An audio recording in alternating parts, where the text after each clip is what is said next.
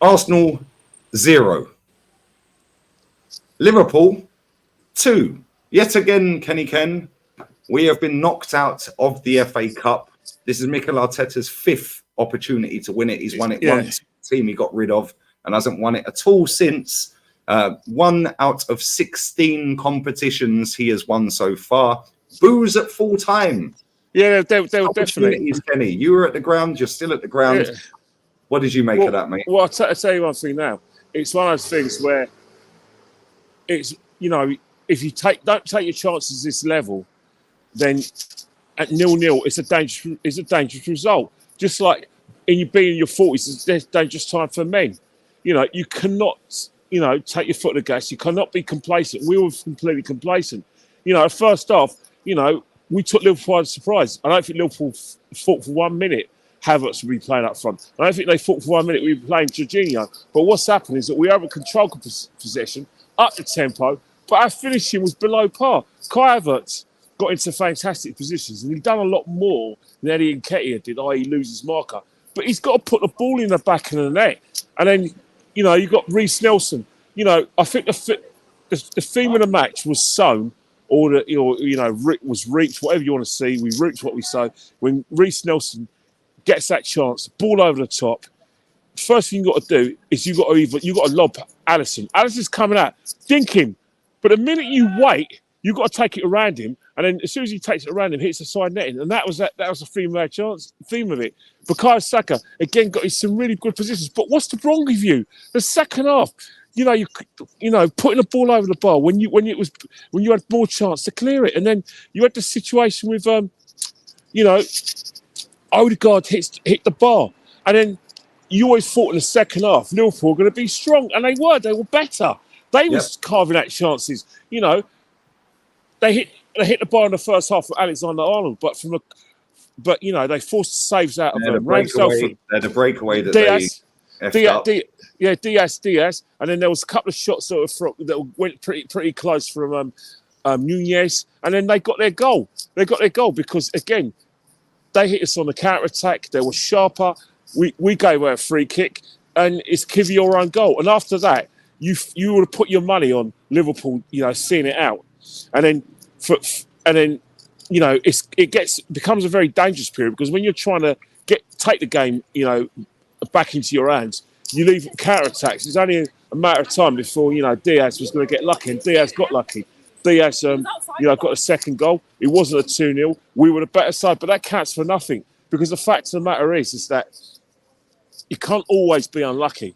Just like you can't always be lucky. Sometimes, people have to take responsibility. Saka, yes, you were a lot sharper, but in terms of your end product was awful.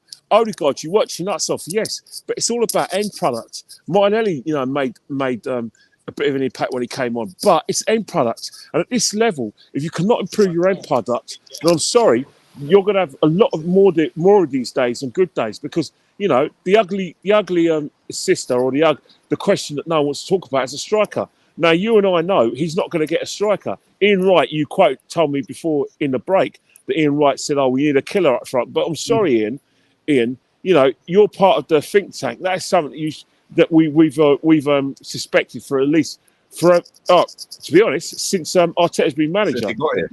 Yes, since he got here. Obviously, he was happy with Aubameyang, and then they fell out. Yeah, of course he was happy with Aubameyang because he was getting paid to be there. Yeah. And then afterwards, when they fell out, it was always a situation where we were always going to need a killer in front of goal. Because last year, we relied a lot on, goals from Saka, Odegaard, Martinelli, and they delivered, and Jesus. But when they're not delivering, you've got a killer. But the situation is, we could talk about the striker situation, but the game in itself, this is a game that we should have won. We had enough possession. We had enough clear-cut chances. The first half, we had 15 shots and goal, 5 on target. Liverpool didn't have a shot on target. It hit the bar. Second half, we invited the pressure. Liverpool upped the tempo, and then that's what happened. A lot of people are going to talk in the ground. We're talking about the referee about how he was letting Liverpool get away with nothing. But guess what? Let me stop you right there. Sorry to cut you off. Yeah, the referee. Yeah, right in the first half. Yeah, Curtis Jones scoop turns Ben White. Yeah, wipes him out. Never got booked. Jorginho pulls back a shirt. I can't remember who it was. Pulls back a shirt, didn't get booked. Yeah, right. So people can waffle about the referee all they like. Exactly. Yeah? Right. Both of them are yellow cards. Yeah, we got away with both. Right. And not only. Go on. Sorry. Go on. Yeah, but no, as I was saying before, that's exactly what I was trying to say, because I was saying, all right, if this is the way the referee wants to it and he's letting the game flow, then fine, let the game flow. Carrying the game, but carrying the game. But that's a kind of distraction. The fact is, just like West Ham, they soaked up the pressure. Just like West Ham, when they worked us out, they're able to get bodies forward, make their last-ditch tackles. Alisson, I thought, had a better game where his kicking was a lot better. He dominated his area. And again, Kanate had a good game. So, to all those sort of positives about the match, you can't take anything away from Liverpool. They're a top side, and guess what? Their strikers are better than ours, because if we had their strikers, we win the game.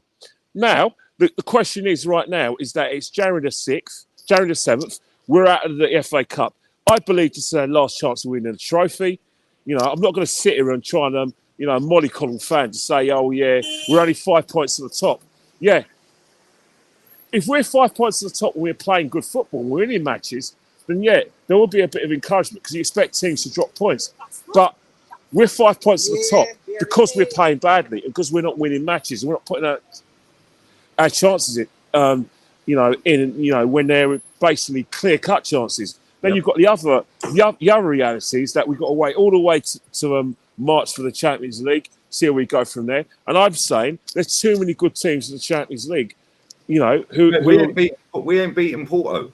We're not like this, because simple reason is that Porto will just have to play like Liverpool played today, ride their luck a bit, because we will create chance against Porto, and they have to play a bit like West Ham, Fulham, where they make themselves difficult to beat. But they will always know on the counter attack or a goal threat that's where they can win the matches. So, in essence, even though we play a lot better today, are Arsenal too easy to beat?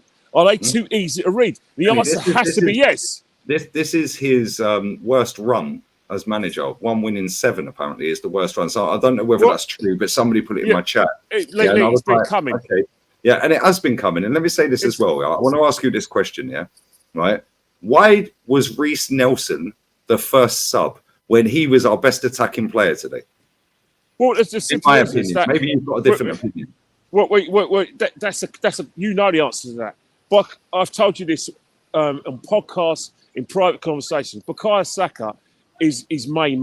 Bukayo Saka, he's got an injury. He's playing through injury. But even he's playing through injury, he still believes that Bukayo Saka would have been a player to unlock Liverpool. And until he has that mindset, Martinelli would be substituted, even if he's doing okay. And so Reece Nelson. That's just the reality of the situation. The last player to ever be substituted for lack of impact is Bukayo Saka. We've seen Odegaard get substituted for lack of impact. We've seen Martinelli get substituted for lack of impact. We've seen Jesus get substituted for lack of impact. We've seen the same Eddie Nketiah. But Bukayo Saka is his main man, who he thinks is going to get into great positions. So when you're saying he's having an awful game, and when you're saying he's not making an impact, that manager feels, I only need to do it once and I win the football match.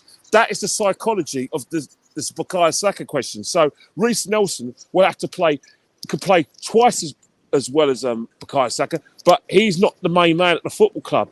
And therein lies the situation. For the last few years, a whole game plan, especially attacking game plan, is give the ball to Bukayo Saka and let's see where it gets us. That hasn't changed. Is that affecting us in a certain situation? Well, not really. What's affecting us is the fact that he's changed the way we played.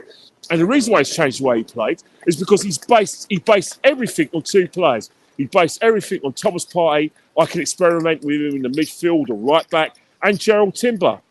The minute those 2 went injured, the plan, i.e. the way we're playing today, well, no, it became hard to execute. So what we're doing is we're trying to work our way into this plan. Hence the fact we're getting stop-start performances. And when you get stop-start performances like you get, even though we're winning games, everyone, the naked eye, is saying, "Well, hang on here, there's still things we're not liking. We're not liking the fact that our tempo is not great. We're not liking the fact that we're having to rely on last minute goals to win the football match. So all these sort of questions, you cannot deny it. And I'm afraid the way we're playing, until we get those players back, it's going to cost us big. The state of play is we're not going to win a trophy this year. The reason why we're not, because I think Bayern Munich are better than us. I think Man City are better than us in terms of the Champions League. And I think Liverpool and Man City are better than us. Liverpool showed it today. They were riding their luck. They made mistakes, but they were still able to take the game away from us because it's the mentality. It's still 0-0. We're playing crap, but I've got Jota. I've got Jota. I've got Nunez. I've got the delivery of Trent Alexander-Arnold. Those three players, I know, are going to create a chance. And I know Jota, Diaz, or Nunez is going to take the chance. And that's exactly what happened. Now, if that was Arsenal, we don't know anymore whether Martinelli will take a chance, whether Havertz will take his chance, or whether Saka will take it, or Odegaard will play. Because right now, they're proving they can't. Facts. Simple. Facts. Listen, Kenny, I know it's been a stressful afternoon or stroke evening for you. Get home safely. We've got the pod tomorrow. Follow Kenny Ken 1972 on Insta.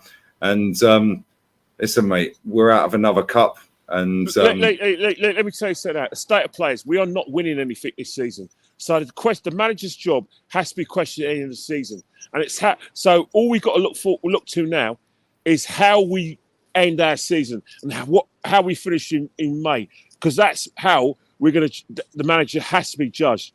He's not going to buy a striker in January, so stop getting your hopes up. You're going to see a midfielder and you're going to see a left back. But in terms of a striker, he's still going to be stubborn. He's still going to want to crack it. He's still going to want to get goals at Havertz. He's still going to want to prove us wrong.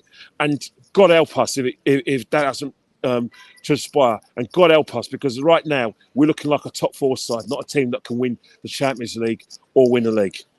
Facts. Get home safely, mate. I love you always. Love you too. See you soon.